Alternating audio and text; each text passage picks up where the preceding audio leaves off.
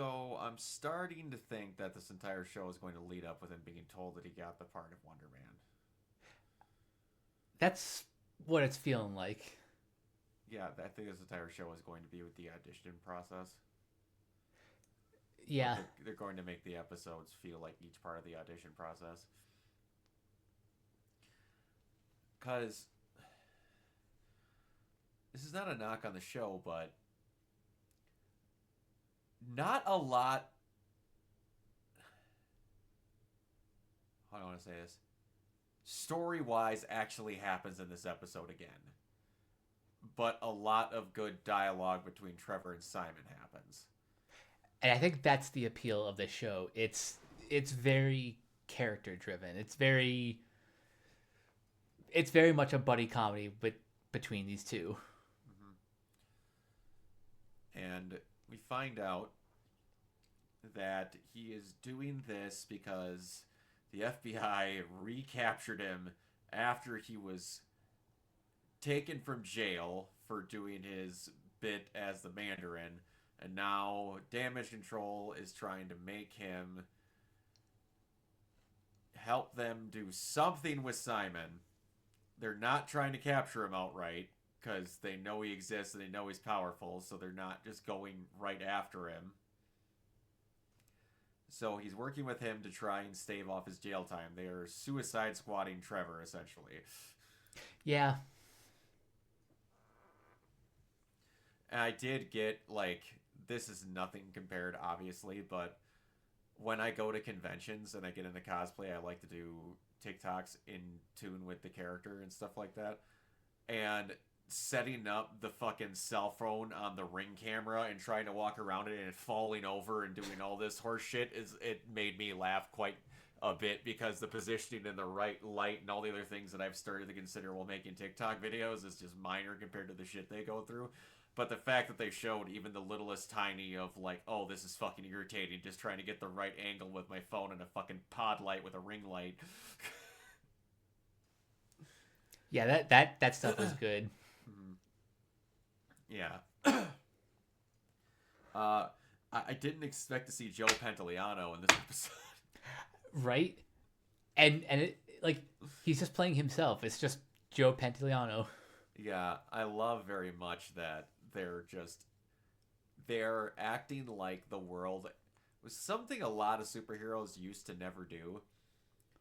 The real world didn't happen in them. They would come up with fake movies or whatever, and maybe like one actor actually existed. No, this is like the real world actually happens, and you're living in it, and all these actors are actually here.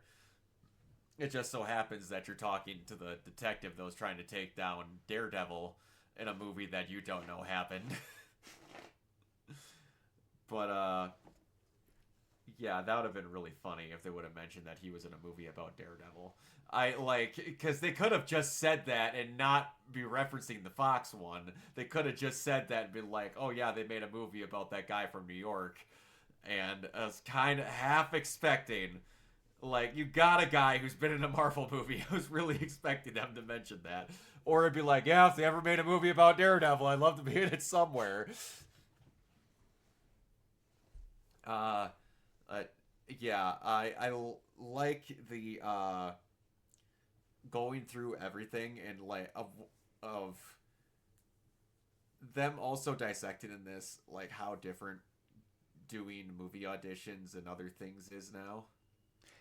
Yeah, like this kind of reminds me of an updated version of like Entourage or probably or maybe even like the studio where it's really kind of going after the industry.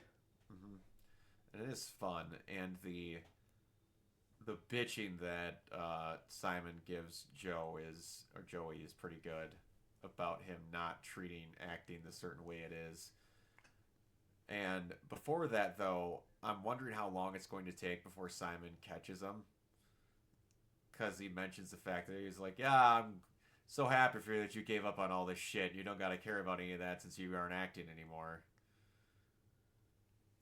And then he's just like, no, he actually just got it in a Von. What was that fake director's name? Von Kovac. Von Kovac. To the point of now where they're actively having all these people starting to go for Von Kovac because, like, what do you mean he's making a movie right now? Oh gosh, like I'm gonna laugh if somehow that's a government psyop that like this isn't actually a movie happening and it wasn't a thing that Simon was going after and the entirety of the thing is fake. Oh, that would be one hell of a reveal if If the whole thing was fake. from the very beginning somehow they found out he was just a big fan of Wonder Man somehow. Because they'd have to know that when he gets them in there. He's like, yeah, I'm auditioning for... they would have to know that.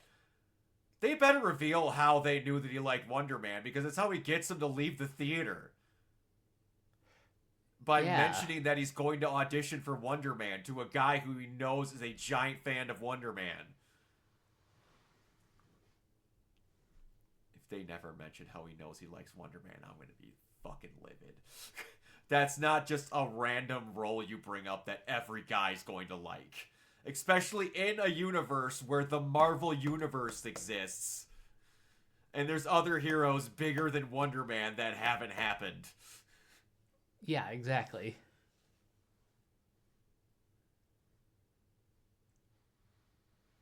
Yeah, it's... yeah, but, yeah, that's weird. I'm gonna want to know how he did that. But, anyways, but, I'm waiting to know, because I don't know what the hell his powers are. So I'm waiting to know what. I was confused also. Like, I'm guess the position of where that wall is. I thought he blew like the front wall clean off his apartment when they showed the inner courtyard of the apartment complex, and there was like plaster that flew off. Oh yeah. But no, it's just the inner part of his wall is just broken down to the brick.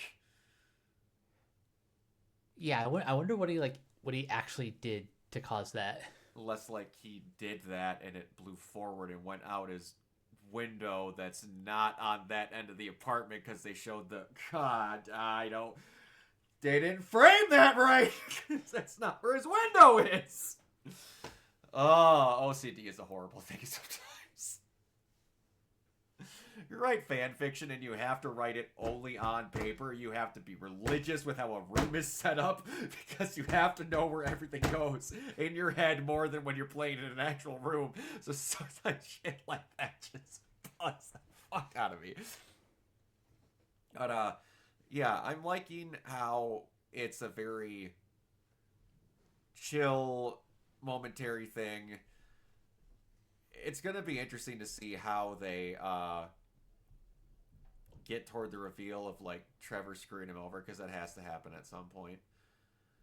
And I just also have to be like, you have these actors. I'll be like, I can't be in a Marvel movie because it's below me. It's clown shoes work. It's not real theater. You have Sir Ben Kingsley playing a fake actor in a bit part in multiple projects leading up into this TV show. Like, he has played this actor more than some of them. This character, if you do Iron Man 3, the that Hail, one Hail to the King. Hail to the King, Shang-Chi, this, was he in anything else?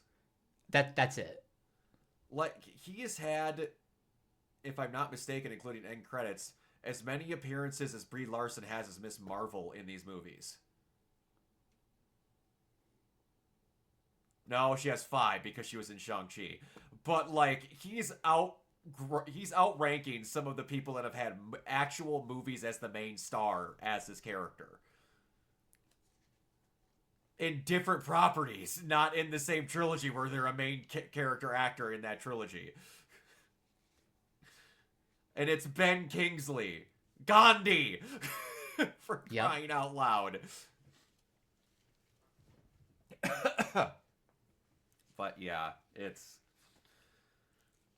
something how certain people look at stuff and be like, that's not real acting, and then you have to like, did you look at the guy who's in the room next to you being Trevor Slattery?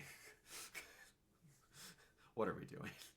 You have Ian McKellen and Patrick Stewart that are going to be in the next Marvel movie. What are you talking about? It's just some of these people are like, well, if it's not Daniel Day-Lewis, then it's not real acting. Shut up. Good lord. Do you have anything else? Only thing that I don't think I brought up last time was the back and forth between Simon and Janelle. I that's just Yeah, deeply entertaining. yeah. The fake phone call to Renee to get all that stuff set up, and then Janelle is just like, "Come on, I'm just playing the bit, whatever." Like, come on, man. Like, this is the most outside of Trevor. You have like a supporting cast member so far with just Janelle and the girlfriend that I don't know if she's ever going to show up again. Probably But not. it's very much a like one and two person show at this point, which doesn't happen very often. Yeah, it's Like Psych, Supernatural for the first couple of seasons, and for the most part in the other seasons outside of when Castiel was doing stuff with Crowley. It's not often when your main cast is just like two people. For the most part, just those two people, and then whoever's showing up in the cast afterwards. And that's a first for Marvel because they've always had like the cast showing up in every episode. So it's cool if they're trying something different. yeah. So far it's working well for them. Yeah, it is. But if you don't have anything else, then Mike, where can everybody find you? You guys can find me on various social media sites at CaptainK42. You can check out my quick thoughts on letterbox.com/CoachK42. And you can follow Renegade Pop Culture on Facebook and Blue Sky at Renegade Pop Culture. You can also find us on YouTube at Renegade Pop Culture or Organoid Zero. You can Yeah. find us on Podchaser. Consider supporting our Patreon at patreon.com/Renegade Pop Culture. Listen to all of our podcasts on Spotify, Apple Podcasts, or wherever you listen. And last but not least, everything can be found at renegadepopculture.com. You need escape, so do we. Absolutely, and you can find me everywhere at Organoid Zero, mainly on Twitch and YouTube. And if you're interested in cosplay, conventions, and the like, you can find my Instagram over at Organoid Zero as well. Until next time, we will see you all later.